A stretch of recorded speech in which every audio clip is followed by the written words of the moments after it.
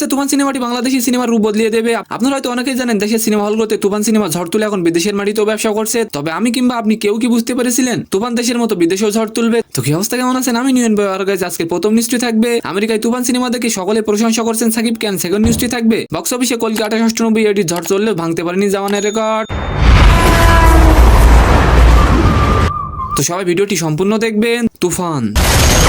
তুফান সিনেমার first poster যখন release করা হয়েছিল তখন অনেকে বলেছিলেন নানা রকম কথা। যখন তুফানের সেকেন্ড পোস্টারটি রিলিজ করা হয়েছিল সাকিবের লুক দেখে সবাই প্রশংসা করলে অনেকেই বলেছিলেন তুফান কপি সিনেমা হবে। আর যখন তুফান সিনেমাটি রিলিজ করা হলো তখনই সবাই বুঝতে পারলেন যে নাম তুফান মুভি হয়তো বাংলা সিনেমায় পরিবর্তন আনবে। দেশের হলগুলোতে ঝড় তুলে ভালো ব্যবসা করে তুফান এখন বিদেশের মাটিতে হাউসফুল। আর এ থেকে বোঝা যায় তুফান আসলে বাংলা সিনেমার পরিবর্তন এনেছে। আমেরিকার ভার্জিনিয়ার একটি হল থেকে তুফান মুভির পাবলিক রিয়াকশন দেখলেই বোঝা যায় সিনেমাটি কোন লেভেলের সিনেমা হয়েছে। তুফান সিনেমার পরে সাকিবের হেটার্সরাও সাকিবের ফ্যান হয়ে গেছে। আর এবার আলোচনা করবো কলকি মুভি বক্স অফিসে 4 দিনে 422 কোটি ইনকাম করলেও ভাঙতে পারেনি জাওয়ান মুভি রেকর্ড। প্রবাসের সালার 1 মুক্তির প্রথম সপ্তাহে 209 কোটি আয় করেছিল। তবে সালারকে ছাড়িয়ে গেলেও শাহরুখের জাওয়ানকে টপ করতে পারলো না কলকি।